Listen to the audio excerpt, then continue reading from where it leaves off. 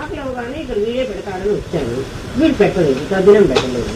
ఇప్పుడు వాడిని తిరుగుతున్నా కదా, ఇప్పుడు దుంపలేగా నా ఆస్తి ఎంత తీసుకున్నాడు, నాకు ఒక పూట అన్నం పెట్టలే, నాశనం అయిపోలేదు. అంటే నాకు వాడు కొడుకు అన్న భావం ఉంటే నేను ఎందుకు నాశనం కావాలని తిడతాను? తిట్టాను కదా. దేహంతోనే సంబంధం ఉందమ్మా. ఇది అయిన తర్వాత అంటే నీ భూతాలు పంచీకృతం అయితేనే నామరూపాత్మకమైనటువంటి దేహాలు ఏర్పడతాయి, లేకపోతే దేహాలు లేవు. అటువంటి దేహాల సమూహాన్ని విరాట్ అంటారు. ఒక్కొక్కడిని వ్యష్టి అంటారు. ఇక్కడ విరాట్ సూత్రాత్మ లేక హిరణ్య గర్భుడు. హిరణ్య గర్భుడన్నా సూత్రాత్మ అన్నా వెంటనే సమిష్టి అని మనకు అర్థం కావాలి. సమిష్టి ప్లస్ వాడు అపంచీకృతమైన వాడు. సూత్రాత్మ హిరణ్య గర్భుడు అన్నప్పుడు అపంచీకృతం. అపంచీకృతమైందంటే హిరణ్య గర్భుడికి కూడా రూపం లేదు. పంచీకృతమైనప్పుడు విరాటుకి రూపం ఉందే కానీ ఒక్క రూపం కాదు, సహస్ర శీర్ష. వాడికి 1000 అంటే అనేకమని అర్థం. సహస్ర శీర్ష పురుష. పురుష వాడి పురుషుడే అంటున్నారు. సహస్రాక్షుడు, 1000 కళ్ళు గలవాడు. 1000 అంటే కౌంట్ 1000 కాదు, అనేకమైన కళ్ళు, అనేకమైన చేతులు. సర్వతః పాణిపాద. సర్వతః పాణిపాదాలు ఉన్నవాడు ఎట్లా ఉంటాడు భగవంతుడు అని ఊహించుకోవాకండి. ఎందుకంటే విరాట్ పురుషుడు బొమ్మలు వేస్తారు కదా, ఇంత పెద్దవాడిని వేసి వాడికి ఒంటి నిండా చేతులు, ఒంటి నిండా కాళ్ళు, అందులోనే ఏవో రకరకాల ఆవులు. విశ్వరూపం అది కాదు. విశ్వరూపం విశ్వరూపం అంటే సమిష్టి మనుషులు, సమిష్టి జంతువులు, ఈ అందరూ కలిసి ఒక రూపం ఏదైతే ఉంటుందో దాన్ని ఊహించడానికి వీలు. అటువంటి రూపం కలవాడు. బ్రహ్మాద్యాః స్తంభ పర్యంత ప్రాణినోత్ర జడాపి ఉత్తమాధమ భావేన వర్తంతే పటచిత్రవత్. పటచిత్రవత్ గుడ్డ మీద వేసిన బొమ్మలాగా. పటం అంటే గుడ్డమ్మ, చిత్రవత్ అంటే సీనరీ. గుడ్డ మీద వేసిన సీనరీ లాగా బ్రహ్మాద్య స్తంభ పర్యంత. బ్రహ్మ మొదలుకుని స్తంభం వరకు. పిపీలికాది బ్రహ్మ పర్యంతం అంటాం కదా. పిపీలిక అంటే చిన్న అమీబా, ఏకకణ జీవి, ఇంకా అదే ఒక్కటే కదా. అక్కడి నుంచి బ్రహ్మ వరకు ఈ సమస్తమైనటువంటి సృష్టి ప్రాణికోట్లు. ప్రాణికోటి, కోటి అంటే సమూహం. ఈ ప్రాణికోట్లన్నీ కూడా పిపీలికాది బ్రహ్మ పర్యంతం ఉండే ప్రాణికోట్లన్నీ కూడా జడ అపి. ఇవి జడములు, వీటికి చైతన్యం లేదు. చిన్న చీమ దగ్గర నుంచి, చీమ కాదు ఇంకా చిన్న అమీబా దగ్గర నుంచి, ఏకకణ జీవైన అమీబా దగ్గర నుంచి మీరు అనుకుంటున్న బ్రహ్మ వరకు. బ్రహ్మ అంటే చతుర్ముఖ బ్రహ్మ. బ్రహ్మే ఈ లోకాన్నంతా సృష్టించాడు అని మనం అనుకుంటున్నామే. ఆ బ్రహ్మ వరకు ఈ మధ్యలో ఉన్నవంటి వాళ్ళు. ఎందుకు బ్రహ్మ చివరి వాడని చెప్పారంటే ఆ బ్రహ్మ భువనాల్లోక, ఆ బ్రహ్మలోకం దగ్గర నుంచి ఈ లోకం వరకు ఉండే ఈ మొత్తం లోకాల్లోకి ఎవడైనా పోతే, చచ్చిన వాడు పోతే పునరావర్తిన అర్జున, వాడు మళ్ళీ తిరిగి రావాల్సిందే. అంటే బ్రహ్మ వరకు హద్దు పెట్టాడు. మరి బ్రహ్మ దాటిన తర్వాత అంటే ఆ బ్రహ్మలోకం దాటిన తర్వాత దాన్నే సత్యలోకం అంటారు. 7వ లోకము బ్రహ్మలోకం. అది ఆ బ్రహ్మలోకం దాటిన తర్వాత వాడు మళ్ళీ తిరిగి రాక్కర్లేదు. చాలా పుణ్యం చేసుకున్నవాడు బ్రహ్మలోకానికి వెళ్తాడు. ప్రళయం అప్పుడు బ్రహ్మతో పాటు వాడు పరమాత్మలో ఐక్యమైపోతాడు. చాలా పుణ్యం చేసుకుంటే. మన పూర్వీకులు ఎవరైనా 6వ లోకంలో ఉన్నారనుకోండి, వాడు చేసుకున్న పుణ్యం వల్ల వాళ్ళు ఏదో చాలా పుణ్యం చేసుకుని 6వ లోకంలో ఉన్నారు. చాలా పుణ్యం చేసుకున్నారు.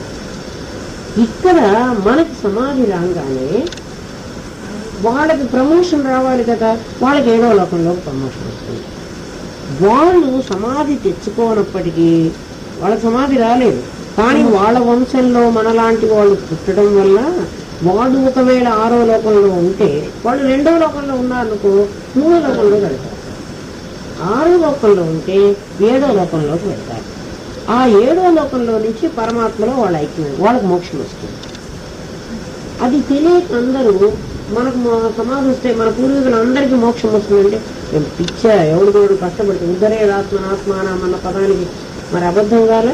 అట్లా కాదు, బ్రహ్మలోకం నుంచి అది ఎవరికైనా కనుక మీకు సమాధి వస్తే ఇమీడియట్ గా మీ అత్తగారు, ఆవిడ అత్తగారు, ఇప్పుడు ఆడవాళ్ళకి సమాధి వస్తే వాళ్ళ అత్తగారికే సంబంధం, వాళ్ళకే ప్రమోషన్. మన అమ్మకి ప్రమోషన్ రాదు. అట్లాగే మగవాడికి సమాధి వస్తే వాడి తండ్రి, వాడి తాత, వసు రుద్ర ఆదిత్య రూపాల్లో వాళ్ళే ఉంటారు, వాళ్ళకే వస్తుంది. ఎవరన్నా అత్తను ఎందుకు నీకు అన్నం పెట్టాలి అని వెళ్ళగొడతారు కోడళ్ళు. ఎప్పుడైనా ఊరే నువ్వు చచ్చిపోతే తీసుకోవాల్సింది అదేనే, అత్తగారే రావాలమ్మా, ఇంకోళ్ళు రావడానికి లేదు. ఈ సంగతి తెలియక ఈ అత్త మనది కాదు అని వాడు వెళ్ళగొట్టేస్తుంది. వాళ్ళకు ఉన్న సంబంధం తెలియటంగా ఆ అత్తగారే వస్తుంది. ప్రేమ సంబంధం లేదన్నా, శత్రుత్వం పెంచుకుంటున్నారు. ప్రేమని పెంచుకోకపోగా శత్రుత్వాన్ని పెంచుకుంటున్నారు. ఇంకా పెరిగే కొద్దీ శత్రుత్వం పెరుగుతూనే ఉంటుంది. అక్కడ దయ్యం ఉందేమో అని ఒకసారి అనుమానం పెంచుకుంటే ఇక దయ్యమే కనపడుతూనే ఉంటుంది. నిజంగా దయ్యం కనపడుతుంది, అక్కడ నిజంగా దయ్యం లేదు కదా, నువ్వు పెంచుకున్న అనుమానమే. బ్రహ్మాద్యా స్తంభ పర్యంత నువ్వు ఏదో ఉత్తముడివని, నేను మనిషిని చాలా గొప్పవాణ్ణి అని, మిగిలిన జంతువులన్నీ జీవరాశులన్నీ చాలా తక్కువనే అనుకుంటున్నావు మనిషి. బ్రహ్మాద్యా స్తంభ పర్యంత ప్రాణిన అత్ర జడ అభి, ఇవన్నీ ప్రాణులు జడములే. మరి చైతన్యం ఏమిటి? ఇందాక చెప్పానే చిత్ అనేటువంటి ఒక చైతన్యం.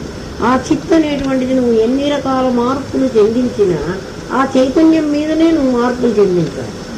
గుడ్డ లేకపోతే నువ్వు గంజ వరకు పెడతావు, ఈ అవుట్లైన్ దేని మీద గీస్తావు, రంగు దేని మీద అద్దుతావు కదా. ఆ గుడ్డ, అందుకే ఆ ఉపమానం బాగా గుర్తుపెట్టుకోమంటున్నాడు. ఆ గుడ్డకి ఏ విధంగా అయితే నీ రంగు కింద ఆ గుడ్డే ఉండాలి, నీ అవుట్లైన్ కింద ఆ గుడ్డే ఉండాలి. నీ గంజి పెట్టినప్పుడు ఆ బట్ట ఉండకపోతే నువ్వు గంజి ఎవరికి పెట్టలేవు, అసలు బట్ట తెల్ల బట్ట ఉండాలి. అట్లా ఈ చిత్ అనేటువంటి ఈ మాయా సంబంధం లేకుండా ఉన్న చైతన్య రూపమైనటువంటి ఈ పరమాత్మ చైతన్యం. కాబట్టి ఇందులో జడమేది, చైతన్యమేది. పంచీకృతమైనటువంటి పంచమహాభూతములతో చేరినటువంటి విరాట్ పురుషుల్లో మనం అందరం ఉన్నాం, అవునా? పంచీకృతమైనవి మన శరీరాలు. ఇవన్నీ జడములు. నువ్వు కోతివిగా, కుందేలుగా, ఏనుగుగా, సింహానివిగా, పులివిగా నాకేం సంబంధం. నీలో ఉన్న ఆ పులిలో ఉన్నటువంటి ఆ క్రౌర్యము, ఆ చంపే శక్తి, ఆ దూకటము, పరిగెత్తడము, పీకటము ఏదో చేస్తుంది కదా, దానిలో ఉన్న శక్తి, నీలో ఉన్నటువంటి శక్తి ఒకటే. అదేమిటి అంటే అదే చిత్. ఆ శక్తి బ్రహ్మలో ఉన్న అదే శక్తి, చీమలో ఉన్న అదే శక్తి. అందుకే చీమలో, బ్రహ్మలో, శివ కేశవాదులలో వాడు నువ్వు శివుడు అని పేరు పెట్టుకో, కేశవుడు అని పేరు పెట్టుకో, బ్రహ్మ అని పేరు పెట్టుకో, ఇంకెవడికి పేరన్నా పెట్టుకో. నువ్వు దుర్గ పెట్టుకున్నావు, నీ ఇష్టం, పేర్లు నీ ఇష్టం. ఎందుకంటే వాళ్ళందరూ ఈ పిపీరి కాదు బ్రహ్మ పర్యంతంలో ఉన్నవాళ్ళు. వాళ్ళ శరీరాలన్నీ జడములు. వాళ్ళల్లో ఉన్న చైతన్యం ఏదైతే ఉందో, నువ్వేదైతే అహం బ్రహ్మాస్మి అంటున్నావో అదే తద్రూపంగా వాళ్ళల్లో ఉంది, అదే ప్రజ్ఞారూపంగా సమస్త జీవరాశుల్లో ఉంది. అందుకే ప్రజ్ఞానం బ్రహ్మ అంటున్నాడు. ఏ జడమైన శరీరాన్ని పక్కకు తీసేసి ఏ చైతన్యం అయితే ఉందంటున్నావో, అంటే చీర మీద తామర పువ్వులు అన్ని వేశాం, ఒక చోట కుందేళ్ళు, ఏనుగులు వేశాం, ఒక చోట నీళ్ల కాలువలు తవ్వాం. ఈ నీళ్లు, ఈ పైన ఈ కనపడుతున్నటువంటి ఈ సీనరీ మొత్తం జడం అన్నాడు. ఆ చైతన్యమైనటువంటి ఆ గుడ్డ మాత్రం చైతన్యం అన్నాడు. నువ్వు ఏనుగు కింద అదే బట్ట ఉంది, తామర పువ్వు కింద అదే బట్ట ఉంది. మరి ఏనుగు ఎక్కువ ఏమిటి, తామర పువ్వు తక్కువ ఏమిటి? ఏం లేదు. ఉత్తమోత్తమ భావేన నువ్వు వీడు ఉత్తముడు అని, వీడు అధముడు అని, మానవ జన్మ చాలా గొప్పదని. మానవ జన్మ నిజంగా గొప్పదే. ఎందుకంటే మానవ జన్మలో బుద్ధి ఉంది, విచక్షణ జ్ఞానం, తెలుసుకునేటువంటి జ్ఞానం ఉంది. అందువల్ల మానవ జన్మ గొప్పది. కానీ ఆ జ్ఞానమే లేకపోతే నువ్వు పశువు నీకు ఏమి తేడా లేదు. అసలు నిన్ను పశువుని వేరు చేస్తున్నది ఏమిటి అంటే ఆ జ్ఞానం అనేటువంటిది ఒకటి. నీకై నువ్వు తెలుసుకునేటువంటి ఒక శక్తి నీకు భగవంతుడు ఎక్కువగా ఇచ్చాడు. ఉత్తమ అధమ భావేన మనం వీడు ఉత్తముడు వీడు అధముడు అని మనం అనుకుంటున్నామే. ఇవన్నీ కూడా పటచిత్రవత్తు. ఆ సీనరీలో ఉన్నటువంటి ఆ గుడ్డలో ఉన్న బొమ్మలు ఎట్లాగైతే ఎక్కువ తక్కువ లేవో, ఎక్కువ అంటున్నావే కానీ ఆకాశంలో కొండలు ఎత్తుగా ఉన్నాయి అంటున్నావు, కానీ సీనరీలో ఇక్కడే కొండలు ఉన్నాయి, ఇవి ఎత్తు లేవు. ఈ కాలువ ఎంత లెవెల్లో ఉందో ఆ లెవెల్లోనే కొండలు ఉన్నాయి. కొండ ఎత్తు కాదు. మరి ఎత్తని నువ్వు అంటున్నావే, కొండ ఎత్తుంది, ఆకాశం ఎత్తుంది, మేఘాలు ఎత్తున్నాయి అని అంటున్నావే, అవి ఎత్తుగా ఉన్నాయి, నీలో ఎత్తుగా ఉన్నాయి. ఆ నీలో సృష్టించబడిన దాన్ని ఏమనుకున్నావు? జీవ సృష్టి అనుకున్నావు, అంతే కదా. మనలో ఉన్నటువంటి పేపర్ మీద ఉన్నవన్నీ ఇక్కడే ఉన్నాయి కదమ్మా. కొండ ఎత్తుగా ఉంటుంది అని ఎక్కడ ఎత్తుందా? ఇక్కడ పేపర్ ఏమన్నా ఇక్కడ లేచిందా? ఎత్తుగా లేచిందా? ఈ కాలం అనేది ఏమన్నా కుంగిపోయిందా? ఏం లేదు కదా. ఒక సీనరీ మీద ఉన్న బొమ్మలే కదా. మా సీనరీ బాగా అర్థమైతే అది ఎత్తుగా ఎక్కడుంది? ఎత్తుగా ఉంటే మేఘాన్ని నువ్వు ముట్టుకోగలవా? అది మేఘాలు అంటున్నావు కదా, మేఘాలు వేసావు నువ్వు, మేఘాన్ని ముట్టుకోగలవా? మరి అది ఎత్తుగా ఉంది, ఇది లోతుగా ఉంది అన్నది ఎక్కడ ఉన్నది? నీ మనస్సులో ఉంది. నీ మనస్సులో ఉంది. ఆ పక్షిని తీసుకొచ్చి కాలువలో పెట్టి ఈ ఇందులో ఉన్న చేపను తీసుకెళ్లి ఆ మేఘాల దగ్గర వేశాను అనుకో నేను బొమ్మ, ఒకవేళ మీరు వెంటనే ఏమంటారు? ఎట్లా పక్షి నీళ్లలో ఎట్లా ఉంటుంది, చేప ఆకాశంలో ఎట్లా ఉంటుంది, కాబట్టి విరుద్ధంగా వేశామని నన్ను కోపడరు మీరందరూ. ఎక్కడుంది అంటే మన మనస్సులో ఉంది. ఇది ఇలా ఉండాలి, ఈ సృష్టి ఇలా ఉండాలి అని మన మనస్సులో ఉంది. మనకి ఈ సృష్టితో ఎందుకు విభేదం వస్తుంది? కనిపిస్తున్న జగత్తుతో మనకు పట్టం లేదు. ఎందుకు పడటం లేదు అంటే మన మనస్సులో ఒకటి సృష్టించుకున్నాం, ఇది ఇట్లా ఉండాలి అని. అది ఉండటం లేదు. అందువల్ల మనకు వాళ్ళతో విభేదం వస్తుంది. విరోధం ఎందుకు వస్తోంది? ఈ జగత్తు మనకు ఎందుకు పడటం లేదు అంటే నీ మనస్సులో ఉన్నదాని ప్రకారం అక్కడ లేదు, వేరుగా ఉంది. నీ మనస్సులో ఉన్నదానిలాగా లేదు కాబట్టి నీకు అది నచ్చటం లేదు. నీ మనసులో లాగా ఉండడానికి అక్కడ వీలు లేదు. ఎందుకంటే అక్కడ కర్మ వేరు, అక్కడ సృష్టి వేరు. ఎవడి కర్మ కొద్దీ అక్కడ భావం కూడా వేరు. ఎవడి సృష్టి కొద్దీ వాడు వచ్చాడు, ఎవడి కర్మ కొద్దీ వాడు వచ్చాడు. ఇదెందుకు వాడికి నచ్చుతుంది? అసలు నీది వాడికి నచ్చాలని, వాడికి నీకు నచ్చాలని నువ్వెవరు దాన్ని డిక్టేట్ చేయడానికి లేదు కదా. నువ్వు కాలం వెళ్ళబుచ్చుకో, నీ పని నువ్వు ఇక్కడికి వచ్చింది అసలు ఎందుకో మెయిన్ అర్థం చేసుకో. ఇక్కడికి వచ్చింది మనం పరమాత్మని మనం తెలుసుకోవడం కోసం. ఆ తెలుసుకుని మన దారి మనం వెళ్ళిపోనాం. ఇది ఎలా ఉంటే మనకేమిటి? గురుగారు అనేవారు ఎప్పుడైనా మనం ఆ రోజుల్లో హోటళ్ళు ఉండేవి కాదు. హోటళ్ళు ఉండేవి కాబట్టి చాలా బాగా నీట్గానే ఉంటాయి. ఆ రోజుల్లో సత్రాల్లో దిగేవి. ఏ ఊరున్నా వెళితే ఆ ఊళ్ళో మనకి ఇల్లు ఉండదు కదా, సత్రం ఉంటుంది. ఆ సత్రంలో దిగేది. ఆ సత్రం బాగలేదు అని అంటే ఎట్లా బాగుంటుంది? నీకు కావాలంటే నువ్వు ఉన్న కాసేపు అది బాగు చేసుకుని అందులో ఉండు. నువ్వు వెళ్ళేటప్పుడు దాన్ని వదిలిపెట్టేసి వెళ్ళిపో. ఇది సత్రం లాంటిది. 4 రోజులు ఉండడానికి ఇక్కడికి వచ్చావు. 4 రోజులు కూడా నమ్మకం లేదు. 4 రోజులే ఉంటావో 3 రోజులే ఉంటావు, ఏ రోజు వెళ్ళిపోతావు మనకు తెలియదు. ఆ తల్లి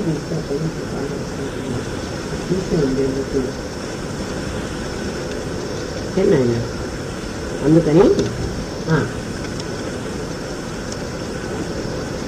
ఉత్తమ స్థితిలో జీవులు, బ్రహ్మాది దేవతాగణము, దాని తర్వాత మనుష్యులు, అటు తర్వాత పశుపక్షాది వర్గము, ఇట్లా ఒకదానికన్నా ఒకటి ఉత్తమ అధమ భావంలో ఉన్నాయి.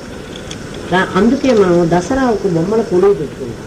బొమ్మల కొలువులో ఏం పెట్టుకుంటారు? పైన ఎత్తు స్టెప్ వేస్తారు, అక్కడ అందరూ దేవతల బొమ్మలు పెట్టుకుంటారు. ఆ తర్వాత మహనీయులైనటువంటి వాళ్ళు గాంధీయో నెహ్రూ వాళ్ళ బొమ్మలన్నీ పెడతారు. ఆ తర్వాత మనుషుల బొమ్మలు పెడతారు. ఆ తర్వాత కూలీలు జంతువులు బొమ్మలు పెడతారు. ఆ తర్వాత ఇంకా ఏమైనా లక్క పెడతారు, ఏవో పెడతారు. ఆ తర్వాత ఇంత ఇసుక పోసి దాంట్లో చెట్లు మొక్కలు పెడతారు. అంటే ఇదంతా ఏమిటి? సృష్టి. ఇది తక్కువ జీవరాశులు అంటున్నాం, ఇక్కడి నుంచి ఉత్తమ జీవరాశులు అంటున్నాం. అంటే నువ్వు కూడా అట్లా స్టెప్ మెల్లగా పైకెక్కు. అట్లా మహనీయులైన ఇప్పుడు ఒకే బెంచీలు వేసాము వాటికి, దాని మీద ఒక బట్టే వేసాము. ఆ పైన ఉన్నవాడు చాలా గొప్పవాడు ఏమిటి, ఈ కింద ఉన్నవాడు చాలా తక్కువ ఏమిటి? నువ్వు పెట్టిన బొమ్మలేగా.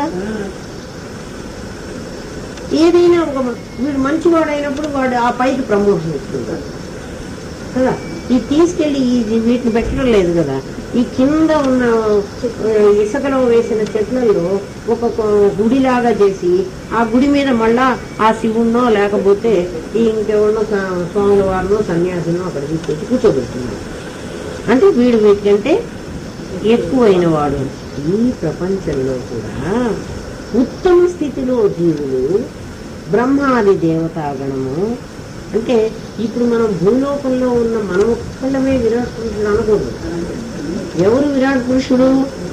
ఈ మిగిలిన లోకాలు బ్రహ్మలోకం వరకు అని చెప్పాడు కదా, వాళ్ళందరూ ఆ దేవతా గణం అంటున్నారు. దేవతలు వాళ్ళందరూ, వాళ్ళు ఏ పుణ్యం చేసుకుని వాళ్ళు దేవతలైనారో, మనం ఎక్కడో వాళ్ళు అమృతం తాగి దేవతలైనారు అంటున్నాం.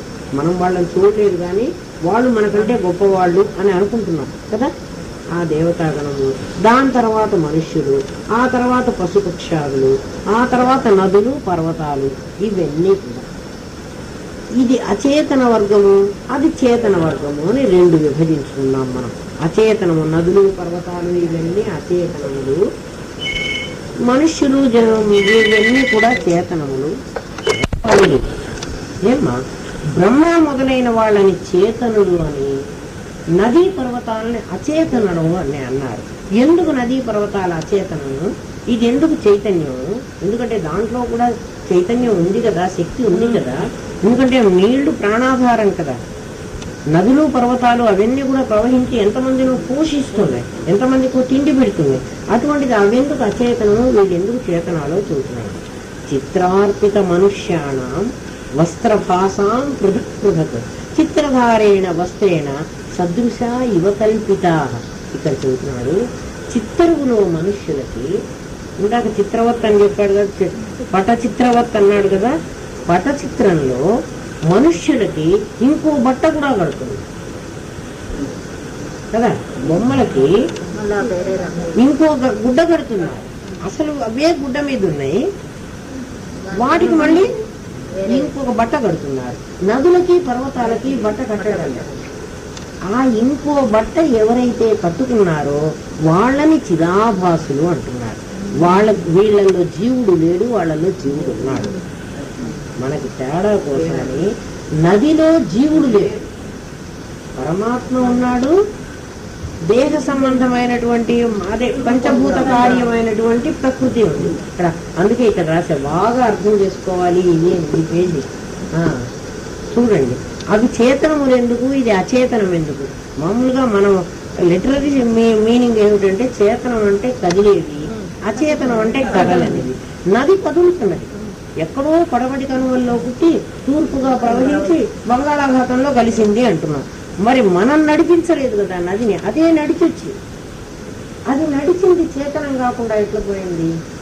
అది అచేతనం ఎట్లా అయింది అంటే దానికి చెబుతున్నాడు. పటచిత్రవత్తు నీకు ఎగ్జాంపుల్ చెప్తాను కదా. ఆ బొమ్మలో చిత్రములో మనుష్యులు ఉన్నారు, వాళ్ళకి వస్త్రం కడుతున్నారు మనుష్యులకి. అది అసలే వస్త్రం మీదే బొమ్మ వేసి ఉంటే దానికి ఇంకొక వస్త్రం కూడా కట్టారు కదా. మరి పశుపక్షాకి వస్త్రం ఉండడం పశుపక్షాలు. ఇక్కడ నీకు చెప్తున్నది ఏమిటంటే మనుష్యులకి వస్త్రం కట్టాడు కదా, ఆ వస్త్రం ఉదాహరణ చెప్తున్నాడు నీకు. ఆ వస్త్రంలాగా పశుపక్షాదులకు కూడా నువ్వు వస్త్రం కట్టలేదు కానీ నువ్వు గుర్తు చేసుకో. మనిషికి 4 సీతారాముడు బొమ్మ వేసామన్నా, సీతకి ఎర్ర చీర కట్టాము, రాముడికి పీతాంబరం కట్టాము. సీతారాముల వస్త్రం ఇక నేను అదే రాశాను. ఎప్పుడు సీతారాముల చిత్రపటంలో సీత కట్టిన ఎర్ర చీర, రాముడు కట్టిన పీతాంబరం నిజముగా వస్త్రముగా కావు, అవి కూడా రంగులే. వాటిని ఆభాస వస్త్రములు. నీకు ఆభాస వస్త్రములు అనేది నీకు తెలిస్తే జీవుడు ఆభాస రూపుడు అనేది అర్థమవుతుంది. చిదాభాసుడు అంటున్నాను కదా, ఉన్న పరమాత్మ ఉన్నాడు, ఉన్న ప్రకృతి ఉన్నది. ప్రకృతి జడము, పరమాత్మ చైతన్యం. ఈ చైతన్యం ఈ జడంతో కలవడు, ఈ జడం చైతన్యంతో కలవడానికి వీల్లేదు. ఎందుకంటే విభిన్న రూపాలైనటువంటి పదార్థాలు ఇవి రెండు. ఇది అందులో కలవదు, అది మొట్టమొదటి చెప్పుకున్నాం కదా మనం. ఇది అందులో కలవడానికి లేదు, ఇది పాలు నీళ్ళ లాంటిది కాదు. ఏమ్మా, పాలు కిరసనాయిల్ లాంటివి. పాలల్లో కిరసనాయిల్ ఎట్లా కలుస్తుంది? కలవదు, వేరువేరుగా ఉంటాయి. అంటే వేరువేరు పదార్థాలు, ఈ ఇద్దరూ కలవదు. ఇప్పుడు మన దగ్గర ఒక జడమైనటువంటి పాంచభౌతికమైన శరీరం ఉంది, ఏమ్మా, ఒక చైతన్యమైన పరమాత్మ ఉన్నాడు. అంతవరకు ఎవరికి అభ్యంతరం లేదు. మరి నదులకి కూడా అలాగే ఉంది. నదికి కూడా ఒక నీటి రూపంగా ఉన్న, చూడండి, నీళ్లు బుడబుడా శబ్దం వస్తున్నాయి, వాటిల్లో శబ్దం ఉంది. నీళ్ళకి అదే గలగల సెలయేరు పారుతోంది అంటున్నాం, అంటే శబ్దం ఉంది, స్పర్శ ఉంది, నీళ్లు ముట్టుకుంటే రూపం ఉంది, నీటికి ద్రవ రూపం ఉంది. చైతన్యం ఉంది, ప్లస్ ప్రకృతి, పంచభూతాత్మకమైన ప్రకృతి ఉంది. నీళ్లలో రుచి ఉంది, వాటికి చిదాభాసులు లేదు. మనకి జీవుడు అనే ఒకడు ఈ శరీరానికి లోపల ఉన్న ఆత్మకి సంబంధం కలిపేవాడు, ఒక చిదాభాసుడు అనేవాడు ఒకడు ఉన్నాడు. వాడిని ఆభాస స్వరూపం. వాడు ఉండకపోతే పరమాత్మకు దేహం మీద మమకారం ఉండదు, దేహానికి పరమాత్మ మీద ఆ అహంకారం ఉండదు. వాడు ఉండబట్టి కదా దీనికి అహంకారం వచ్చిందమ్మా. ఎవరన్నా ఏమన్నా మాట అనగానే నన్ను అంటున్నావు అని వస్తున్నాడు కదా, పోట్లాడుతున్నాడు కదా. నన్ను అంటున్నావు అనగలిగిన నేనంత శక్తివంతుణ్ణి అని ఎక్కడుంది? లోపల ఉన్న పరమాత్మ శక్తివంతుడు. శరీరం ఏమో జడం, దీనికి శక్తి లేదు. ఈ మధ్య అనుసంధానం చేస్తున్నటువంటి వాడు ఒకడు ఆభాస రూపం ఉండాలి. ఆభాస రూపం అంటే ఉన్నట్టుగా కనిపిస్తూ నిజంగా లేనివాడు, ఉన్నట్టుగా కనిపిస్తూ. ఆభాసం అన్న పదానికి అర్థం ఈ పశుపక్షాదులు ఏవైతే చేతనములు అని అన్నాడో అమ్మ ఉమారాణి, ఇది అర్థం చేసుకోవాలి. మనుష్యుల బొమ్మకే చీర కడతామని నీకు గుర్తుకు చెప్పాడు. పశుపక్షాదులన్నీ నీకు చేతనములు అంటున్నాడు. నదీ పర్వతాలు అచేతనములు అన్నాడు. చేతనములు అని ఎందుకు అంటున్నాడో చెప్తున్నాడు. ఎవరికైతే ఆభాస రూపం ఉంటుందో అవన్నీ చేతనములు. ఆభాస రూపం పశుపక్షాదులకు అంటే దేహానికి పరమాత్మకి రెండిటికి కలుపుతూ ఉన్నటువంటి ఒకటి ఏదో ఉంది. అది ఎటువంటిది అంటే అది లేనిది ఉన్నట్టుగా కనిపిస్తుంది. ఎవరైనా లేనివాడు ఉన్నట్టుగా ఎందుకు కనిపిస్తాడు అన్నందుకు సీతారాముల వస్త్రాలు ఇచ్చాడు ఉదాహరణ. నిజంగా వస్త్రములు కావద్దు, కానీ సీత ఎర్ర చీర కట్టుకున్నది అంటాం అబద్ధమా? అట్లాంటి దాన్ని వ్యవహార సత్యము అన్నాడు. అర్థమైందమ్మా? ఆభాసం వ్యవహార సత్యం. శరీరానికి ఆత్మతో కలిగిన సంబంధం వ్యవహార సత్యం, పారమార్థిక సత్యం కాదు. అది ఎటువంటిది అంటే ఆభాస రూపం. స్వప్నంలో కనిపించినటువంటి దృశ్యమానమైన జగత్తంతా కూడా ఆభాస రూపం. ఆభాస రూపానికి తాత్కాలిక సత్యత్వం ఉంది. ఎందుకంటే కలకంటున్నప్పుడు నన్ను పాము కరిస్తే నా పాము కరిచిన నొప్పి నాకు తెలిసింది. పాము కాటు నుంచి ఎట్లా నేను బయటికి తప్పించుకోవాలి అని నేను డాక్టర్ దగ్గరికి వెళ్ళాను. కలలో ఉన్న నేను మెలకు రాగానే నాకు పాము లేదు, నొప్పి కూడా లేదు. అటువంటి దాన్ని ఆభాస సత్యం అంటారు. ఆభాస వస్త్రం అన్నా, ఆభాస సత్యం అన్నా, వ్యవహార సత్యం అన్నా, వ్యవహారంలోనే సత్యం, యథార్థంలో సత్యం కాదు. అందుకే తల్లి ఏం చెప్తుందంటే పిల్లవాడికి పుట్టగానే హాయి అంటుంది. అంటే హాయి ఎదురుగా ఏం లేదు. ఒరే ఇక్కడ ఏదో హాయి ఉందని వచ్చావేమో, ఇక్కడ హాయి ఏమిటి? ఏ మాట చెప్పే ఏం లేదే అంటాం కదా మనం. అమ్మ అదే చెప్పింది మనకి, ఇక్కడ హాయి లేదు, ఇక్కడంతా హాయి లేనటువంటి స్థితి. నువ్వు హాయి ఉందని భ్రమిస్తున్నావు, అది ఆభాస సత్యం. ప్రపంచంలో ఏదో ఉందని పరిగెత్తుకొస్తున్నావు. నీకు వయస్సు పెరిగే కొద్దీ ఆటల్లో ఏమో ఉందనుకుంటున్నావు, ఆటలో ఏమీ లేదు. ఏమ్మా పెళ్లిలో ఏమో ఉందనుకున్నావు, పెళ్లిలో ఏమీ లేదు. పిల్లలు పుడితే ఏమో ఉందనుకున్నావు, అనుకున్నాం మనం. అందరం అనుకోకపోతే పెళ్లి చేసుకుంటామా అమ్మా? ముందే తెలిస్తే అసలు చేసుకుని ఉండేవాళ్ళం కాదు. కానీ నేను ఎక్స్పీరియన్స్ చెయ్యాలి. ఎవడో చెబితే వినడు. అదే శిష్యుడు అడుగుతాడు గురువుని, గురువుగారు అపరోక్ష జ్ఞానాన్ని మీరు అనుభవించమంటున్నారు, అనుభవిస్తే తప్ప నీకు తెలియదు నాయన అంటున్నారు. మరి మిగిలినవన్నీ కూడా నేను అనుభవించే తెలుసుకుందాం అనుకుంటున్నాను అంటే, వద్దు నాయన, మిగిలినవన్నీ అనుభవించక్కర్లేదు. పెద్దల అనుభవం వల్ల నువ్వు తెలుసుకోవచ్చు. ఒక్క యథార్థ జ్ఞానం మాత్రమే నువ్వు అనుభవించి తెలుసుకోవాలి. ఎందుకంటే మళ్ళీ నువ్వు మర్చిపోకుండా ఉండాలంటే నీకు అనుభవం కావాలి. మిగిలిన ప్రాపంచికమైన వాటన్నిటికీ పెద్దలు చెప్పిందే నువ్వు అనుభవించు, నువ్వు ఆచరించు, నువ్వు తెలుసుకోక్కర్లేదు అంటే. లేదు లేదు, నేను అది కూడా తెలుసుకునే చేద్దాం అనుకుంటున్నాను. ఎందుకంటే నాకై నేను పెళ్లి చేసుకుంటే కదా, పెళ్లి చాలా కష్టం అని మీరు అంటున్నారు, నేను పెళ్లి చేసుకుంటే నాకు అర్థం అవుతుంది. అలాగే పిల్లల్ని కనడం చాలా కష్టం అంటున్నారు, వాళ్ళని పెంచడం కష్టం అంటున్నారు. నేను కంటే కదా నాకు తెలిసేది, నేను పెంచితే కదా నాకు తెలిసేది. నాకేం తెలియకుండానే వద్దులేరా సంసారం చాలా కష్టం అని మీరంటే నేను ఎందుకు వినాలి? శిష్యుడు అడుగుతున్నాడు గురువుగారు. గురువుగారు అంటాడు, నాయన పెద్దవాళ్ళు చెప్పిన మాట నువ్వు అర్థం చేసుకో, వాళ్ళు అనుభవంతోనే చెబుతున్నారు. అన్నీ నువ్వు అనుభవించి తెలుసుకోవాలి అనుకోవడం చాలా పొరపాటు. అక్కడ ఒక పాము ఉంది, ఆ పాము కరుస్తుందిరా అని నేను చెప్పాను. పాము కాటు వేస్తుంది, కాటు వేస్తే విషం ఎక్కుతుంది, విషం ఎక్కితే మనిషి చస్తాడు. లేదు లేదు, నేను ఎక్స్పీరియన్స్ చేసి కదా నేను నమ్ముతాను, లేకపోతే నేను ఎందుకు నమ్ముతాను అని నువ్వు పాము కాటు వేయించుకుంటే, నువ్వు ఇంత తర్వాత నీ ఎక్స్పీరియన్స్ చెప్పడానికి ఎవరు ఉన్నాడు? వాడేం చెప్పగలిగింటాడు? చెప్పలేడు కదా. పాము కాటు వేస్తుంది, అది విషసర్పం అని నేను చెప్పిన మాట మీద నీకు నమ్మకం ఉండాలి. అన్నీ నువ్వు ఎక్స్పీరియన్స్ చేయాలంటే చాలా కష్టం.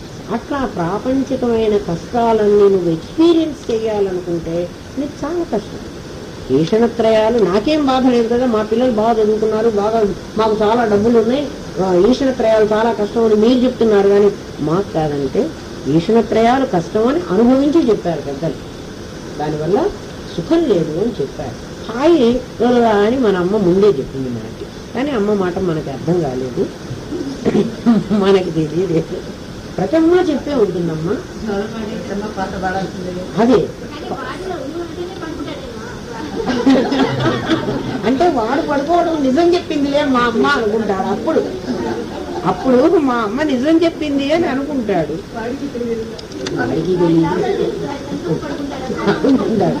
హాయి అయితే ఏం లేదు, ఇక్కడ హాయి లేదు అని చెప్పింది అమ్మ ఆ రోజే. వాడు హాయిగా లేడమ్మా. మనం అది కూడా ఆభాస సత్యం. ఎందుకంటే హాయిగా ఉన్నాను అనుకుంటున్నాడు.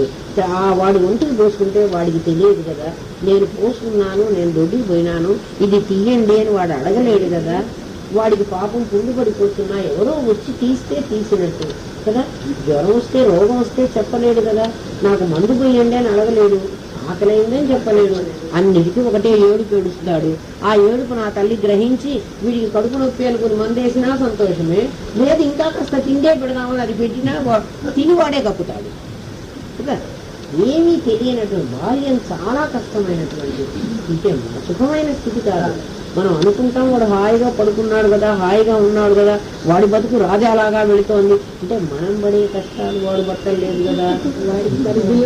వాడి మరిదిలో వాడు ఇంకా చాలా కష్టపడుతున్నాడు. ఎందుకంటే వాడికి అన్ని చాక్లెట్లు తిందామని ఉంటుంది, ఈ అమ్మ ఇవ్వనే ఇవ్వదు. వాడికి ఎంత బాధ చెప్పదు. అసలు అన్ని వయస్సులో కష్టాలే, అన్ని వయస్సుల్లో కష్టం ఉంది. ఏ వయస్సులో కూడా సుఖం లేదు. ఒక్క పెళ్లి రోజు సుఖం ఉంది. ఎందుకు అంటే అవన్నీ పెట్టి ఆ కష్టాన్ని మభ్యపెడుతున్నారు. బాగా పట్టు చీరలుకొని సొమ్ములుకొని పెళ్లి కూతురని చాలా గొప్పగా చూసి ఆ కష్టాన్ని కనపడనీయకుండా చేస్తున్నారు. ఎటువంటి కష్టం అదంటే బలిపీఠానికి తీసుకుపోయే బలి పశువుకి బాగా అలంకారం చేస్తున్నారు. అంటే ఇంకా కాసేపటికి మెడ మీద కత్తి పెట్టి నరుకుతారా అని దానికి తెలియనీయకుండా చేశారు. పడేశారు సంసారంలో. ఇంకా పడి కొట్టుకుని వీళ్ళే వస్తున్నారు. ఎవడు పైకి తీసేవాళ్ళు, ఎవరికైనా చెప్పుకుంటే కూడా ఆదరించకపోగా హేళన ఎగతాళి. ఎవడు ఆదరిస్తున్నాడమ్మా? కష్టం సంసారంలో కష్టం ఉందని చెప్తే ఎవ్వడో అవును నాయన ఇట్లా కష్టం ఉంటుంది ఒక్క గురువు తప్ప ఎవ్వడు అనేవాడు. మన ప్రేమించేవాడు, మన కష్టాన్ని అర్థం చేసుకునేవాడు గురువు ఒక్కడే. ఇంకెవ్వడు కూడా తిని కూర్చోలేక అనవసరంగా మీరు మాట్లాడుకుంటున్నారంట. ఎవరు నిజంగా కష్టాన్ని అర్థం చేసుకునేవాళ్ళు?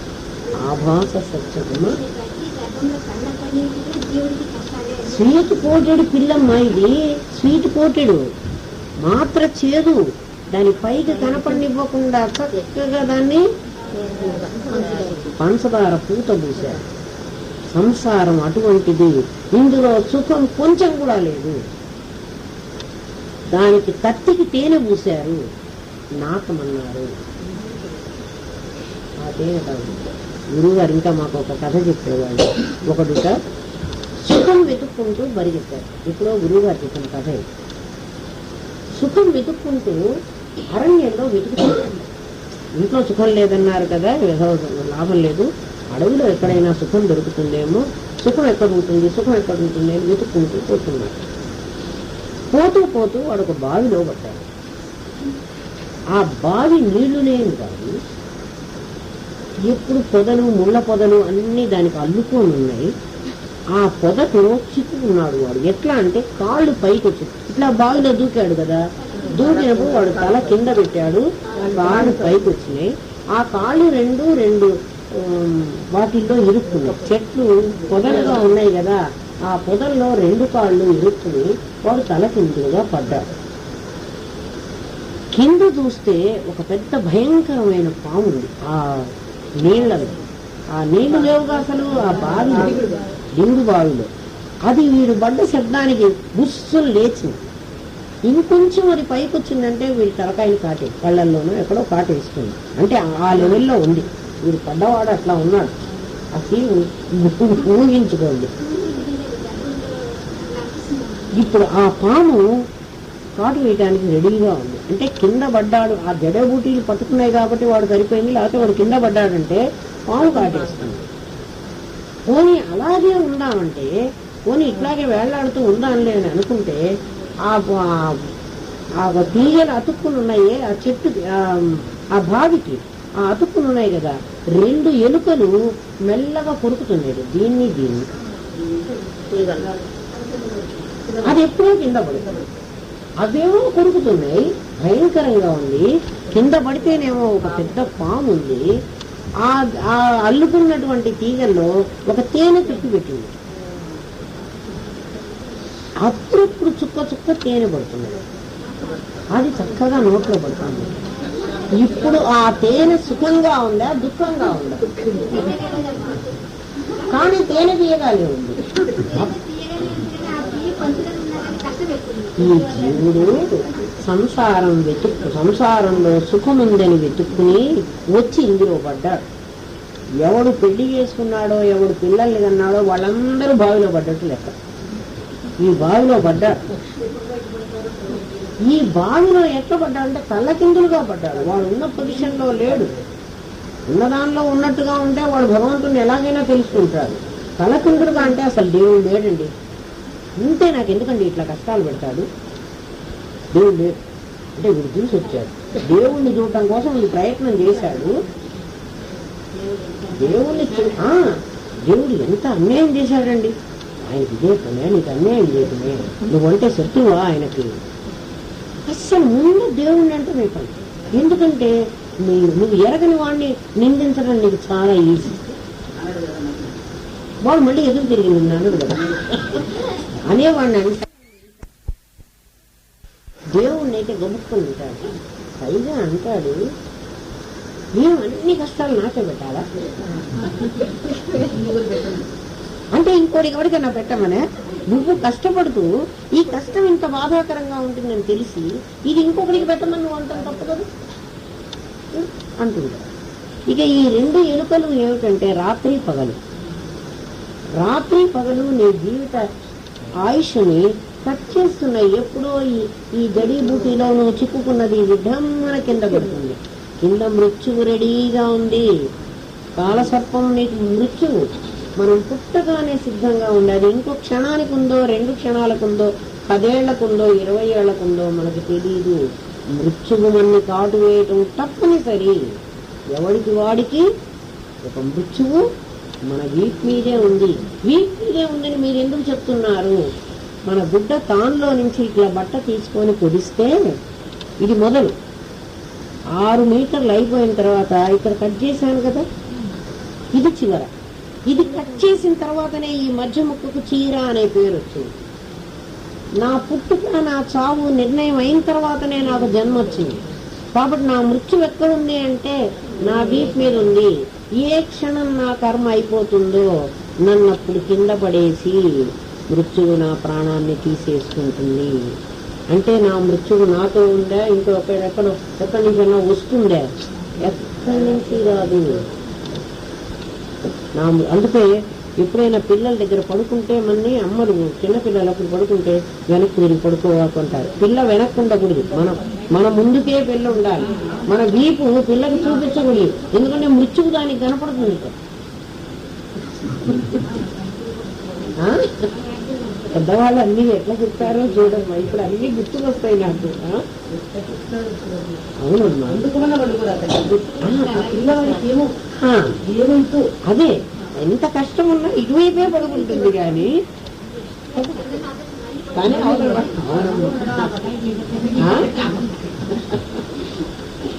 అందుకే సంసారంలో సుఖం లేదు. సుఖం ఉన్నది అంటే అప్పుడప్పుడు ఆ తేనె పట్టులో నుంచి వచ్చిన ఒక చుక్క, అది నీ కష్టంలో ఆ సుఖం ఎన్నో వంతు లెక్కేస్తా. అస్సలు లేదు. ఒకవేళ ఉందంటే అది చెప్తున్నాను కదా, ఆ తేనె తుట్ట కదలించనంత వరకు అది పడుతుంది. ఎవరిని ఏం అననంత వరకు మొగుడితో బాగుంది, కొడుకులతో బాగుంది, సంసారం చాలా బాగుంది. మాట అన్నావో అయిపోయింది. తేనె తుట్ట కదిలి గురుదేవులు ఆ రోజుల్లో చెప్తే నాకు అసలు అర్థం అవ్వలేదు. ఇప్పుడు అర్థమైనట్టుగా ఇప్పుడు అర్థమైనట్టు చేసి ఆయన అన్న ప్రతి ముక్క అసలు ఈ మాట గురువు గారు వ్యర్థంగా చెప్పారనేది లేదమ్మా. ఈ రోజు వరకు నేను అనుకుంటాను, ఈ రోజు కూడా గురువు గారు చెప్తున్న సీన్ నాకు అట్లే కనపడుతుంది. ఒక్క మాట వ్యర్థమైన మాట చెప్పలేదు.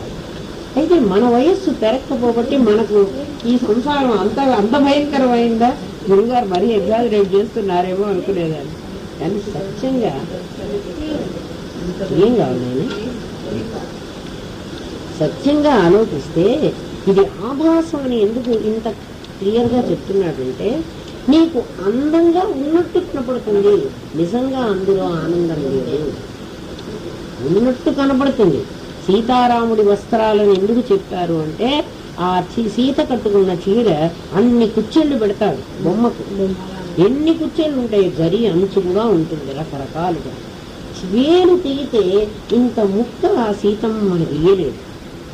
ఎందుకు ఇవ్వలేదు అంటే అది అసలు బట్టే కాదు. చిత్తములోని మనుష్యులకు ఆయా వస్త్రములు కట్టబడినట్టు ప్రాయుధులు. వాటికి రంగులు వేర్వేరుగా ఉండవు. అవన్నీ అసలు బట్ట పైన అద్దకము చేయబడినవే కదా. ఆ వస్త్రములు చలిని పోగొట్ట చాలకపోయినను వస్త్రముల వలె మాత్రము కనబడుతున్నవి. దాన్ని ఆభాసము. బట్టలాగా కనబడతాయి, అది చలి పోగొట్టదు. చలి కాదు, నీకు గాయమైతే వేలి కట్టుకోవడానికి కూడా పనికిరాదు. మళ్ళీ సీత ఎర్ర చీర కట్టుకుంది, రాముడు. ఈ పుస్తకం ఎవరన్నా చదువుకున్నా మీకు అర్థం కావాలి. సీతారాముడు చిత్రపటంలో సీత కట్టిన ఎర్ర చీర, రాముడు కట్టిన పీతాంబరము నిజముగా వస్త్రముల ఆభాస వస్త్రములు. అట్టివి నిజములు కావు అని తెలుసుకునే జ్ఞానము ఆభాస జ్ఞానం. నిజం కాదు అని తెలుసుకునేటువంటి జ్ఞానం ఆభాస జ్ఞానం. నిజమే, సీత కట్టుకున్న చీర కాదు. మరి అదేమిటి? అవి వెనుకనున్న వస్త్రముపై వేయబడినందున వస్త్రమే అనుట యథార్థ జ్ఞానం. సీత ఎర్ర చీర కట్టుకుంది, ఆ ఎర్రదనము అనేటువంటిది చీర నిజం కాదు అనేది ఆభాస జ్ఞానం. కానీ ఆ చీర కింద ఒక గుడ్డ ఉంది, తెల్ల బట్ట. ఆ బట్ట మీద కదా వేశారు. కాబట్టి ఆ బట్ట నిజము, అని తెలుసుకునేటువంటి జ్ఞానం యథార్థ జ్ఞానం. యథార్థ జ్ఞానం ఆభాస జ్ఞానం. ఇది కాదు అని తెలియాలి, అదేమిటో కూడా తెలియాలి. ఈ కనపడుతున్నటువంటి ఈ దేహానికి లోపల ఉన్న చైతన్యంతో సంబంధం లేదు, ఉన్నట్టుగా కనపడుతోంది అని తెలుసుకునేది ఆభాస జ్ఞానం. ఆ లోపల ఉన్నటువంటి చైతన్యమే నేను అని తెలుసుకునేది యథార్థ సత్య జ్ఞానం. అందులో ఆభాస జ్ఞానం పోతుంది, యథార్థ జ్ఞానం పోవడానికి వీళ్ళే. మళ్ళీ శ్లోకం చదివితే ఇప్పుడు మీకు అర్థమవుతుంది. చిత్రార్పిత మనుష్యాన, చిత్రంలో అర్పించబడినటువంటి ఆ వేయబడినటువంటి మనుష్యులకు వస్త్ర ఆభాస పృథక్ పృథక్, వేరువేరుగా. రాముడు పీతాంబరం కట్టుకున్నాడు, సీత ఎర్ర చీర కట్టుకుంది, వేరువేరుగా కనపడుతున్నాయి. చిత్రధారేణ వస్త్రేణ సదృశ ఇవ కల్పిత, నిజంగా అది వస్త్రం కాదు, కల్పించబడిన వస్త్రం. ఏమ్మా, ఈ జగత్తు కూడా అట్లా కల్పించబడింది. సత్యమైనటువంటిది పరమాత్మే, సత్యమైనటువంటిది దేహం ప్రకృతే. మరి ఈ ఇద్దరికి మధ్యలో ఉన్నటువంటి ఆభాస జ్ఞానం ఏదైతే ఉందో, ఎందుకంటే ఆ ఆభాసమే జీవ సృష్టి. ఆ జీవ సృష్టి వల్లే నువ్వు ప్రేమిస్తున్నావు వాణ్ణి. అక్కడున్న ప్రకృతిని నువ్వు ప్రేమించలేదు. ప్రకృతిని నువ్వు ప్రేమించినట్టయితే ఆ మనిషి చచ్చిపోగానే నువ్వు వాడిని తగలబెట్టవు. ఏమన్నా, ఆ దేహం ఇక్కడే ఉంది కదా, దేహాన్ని మనం ప్రేమిస్తే ఆ దేహాన్ని ఇక్కడే ఉంచుకోవాలి. అది జడము, దాన్ని ప్రేమించగలే కానీ దాన్నే ప్రేమిస్తున్నాను నువ్వు అనుకుంటున్నావు. అది నీ జ్ఞానం కూడా ఆభాస జ్ఞానమే. నేను దాన్ని ప్రేమిస్తున్నాను అనుకుంటున్నావు, నువ్వు యథార్థాన్ని ప్రేమించగలే. యథార్థం ఇక్కడే ఉంది, ఈ శరీరము ఇక్కడే ఉంది. అంటే చచ్చిపోయిన శవంలో కూడా పరమాత్మ ఉన్నాడమ్మా. పరమాత్మకు తేడా లేదు, శరీరము ఉంది, పరమాత్మ ఉన్నాడు. మరి ఇప్పుడు పోయింది ఏమిటి? ఆభాసం పోయింది, చైతన్యం పోలే. అది చచ్చిన శవంలో కూడా చైతన్యం ఉండాలి. చైతన్యం పోయింది అని అందామంటే, చైతన్యం పోతే ఖాళీ చోటు వాళ్ళే నీకు. పరమాత్మ లేని చోటు అసలు ఉండకూడదు కదా, కాబట్టి ఖాళీ ఉండకూడదు. శవంలో కూడా పరమాత్మ ఉన్నాడు. మరి ఏం పోయింది? శవంలో శరీరము ఉంది, పరమాత్మ ఉన్నాడు. ఈ ఇద్దరికి మధ్య కనెక్షన్ పోయింది. ఎట్లా పోయింది? బల్బులో ఫిలమెంట్ పోయింది. బల్బుకు కరెంట్ ఉంది, అందులో ఆ హోల్డర్లో చేయి పెడితే షాక్ కొడుతుంది. ఆ హోల్డర్లో నుంచి శక్తిని తీసుకుని తాను వెలిగేటువంటి శక్తి బల్బు కోల్పోయింది. అర్థమైందా? అందుకు చచ్చిపోయినాడు అవుతుంది. బల్బు కోల్పోయింది. పోతే ఫిలమెంట్ ఏం చేసింది అంటే ఆ కరెంటు వైర్లో నుంచి శక్తి తీసుకుంటున్నది, రోజు తీసుకుని వెలుగుతున్నది. బల్బ్ అలాగే ఉంది, ఆ బల్బు తీసుకుండే శక్తిని పోగొట్టింది. అట్లా పరమాత్మలో శక్తిని తీసుకుండేటువంటి దాన్ని శరీరం కోల్పోయింది. ఎందుకు కోల్పోయింది? శరీరం కర్మార్జనం, ప్రారంధ కర్మ అయిపోగానే శరీరం ఆ పని చేయకూడదు. ప్రారంధ కర్మ ఏమిటి? Life time. ఆ టీవీకి గ్యారంటీ పీరియడ్ అండి 1 year. ఆఫ్టర్ 1 year ఏమవుతుంది? పోతే పోవచ్చు. దాని లైఫ్ టైం, దాని లైఫ్ టైం అని దేన్ని నిర్ధారించుతున్నావు?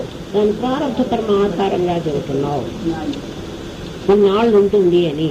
అట్లా ప్రారంభ కర్మ ఆధారంగా ఈ శరీరం ఎన్నాళ్ళు ఉంటుందో అది దీని లైఫ్ టైం. దీని లైఫ్ అయిపోయింది. ఏమైపోయింది? ప్రారంభ కర్మ అయిపోయింది. ప్రారంభ కర్మ అయిపోతే ఏమవుతుంది? అక్కడ ఉన్న పరమాత్మ శక్తిని ఆ శరీరం తీసుకోలేదు. దాన్ని ఏమంటాం? మరణం అంటారు. అదే చావు, అదే చావు. తథా దేహాంతర ప్రాప్తి. నీకు బాల్యం వచ్చింది, యవ్వనం వచ్చింది, వార్ధక్యం వచ్చింది, తథా దేహాంతర ప్రాప్తి. అట్లా మరణం వచ్చింది, మళ్ళీ ఇంకో శరీరం వచ్చింది. మరి ఎందుకు ఏడుస్తున్నావు?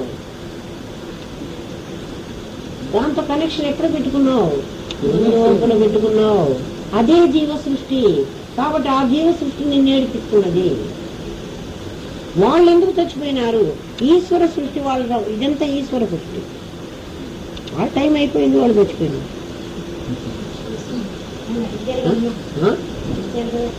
ఎవరన్నా ఫస్ట్ కూడా ఏడవలేదు అనుకుంటారు. అవునమ్మా, నిజంగా ఏం పోవడానికి అక్కడ ఏమీ లేదు. ఉన్నదేదో అక్కడే ఉంది కదా, పరమాత్మ అక్కడే ఉన్నాడు, దేహం అక్కడే ఉంది. మీరే కదా తీసుకుపోయి తగలబెట్టి వచ్చారు. మీరే పూడ్చి వచ్చారో కాల్చి వచ్చారో మీరే చేశారు. మరి ఏం పోయింది దానిలో? కానీ శక్తి తీసుకునేటువంటి ఇది పోగొట్టుకుంది. అది ఎందుకు పోయింది అంటే బల్బు ఫిలమెంట్ ఎందుకు పోయింది అండి? ఆ బల్బుకి అంత కాలం అయిపోయింది, టైం అయిపోయింది. అది కాబట్టి ఆభాస జ్ఞానం కలగడం చాలా తేలిక. యథార్థకు నిత్య నిరంతరం ఇదే ఆలోచిస్తున్నారు. అందుకే ఆసుతే రామృతే కాలే అన్నాడు. రోజు అర్ధగంట చేయమన్నాడు. పూజ ఎంతసేపు చేయమన్నాడు? రోజు 1 గంట పూజ చేసుకో చాలే అన్నాడు. అట్లా కాదు కదా ఇది. పూజ సుఖం అంటే మళ్ళీ ఆ బ్రహ్మ భువనాల్లో పునరావర్తిన అర్జున.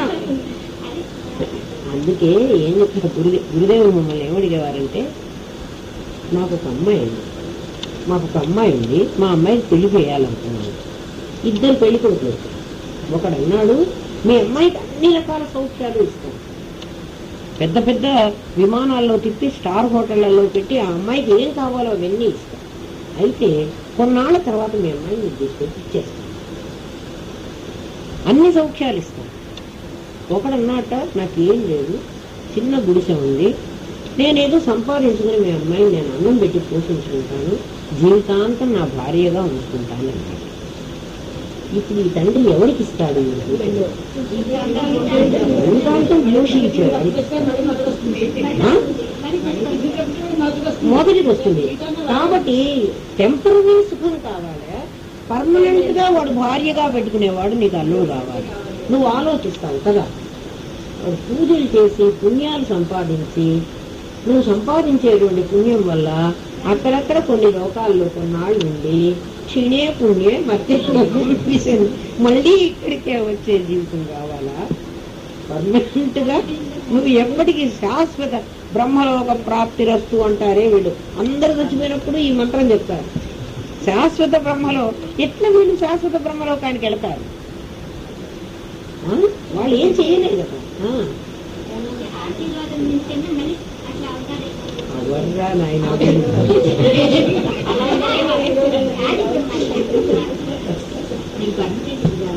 పర్మనెంట్ గా కావాలమ్మా. మళ్ళీ తల్లి గర్భంలో ఇప్పుడు ఎంత పుణ్యం చేసినా క్షీణే పుణ్యం అని చెబుతున్నాడు. నీ పుణ్యం ఒకప్పటికి అయిపోతుంది. డబ్బు సంపాదించుకుంటే డబ్బులు ఎట్లా ఖర్చు అయిపోతాయో పుణ్యం కూడా అట్లా ఖర్చు అయిపోతుంది. అందుకని నువ్వు గంట చేసుకుంటే చాలదు. ఇది అట్లా కాదు.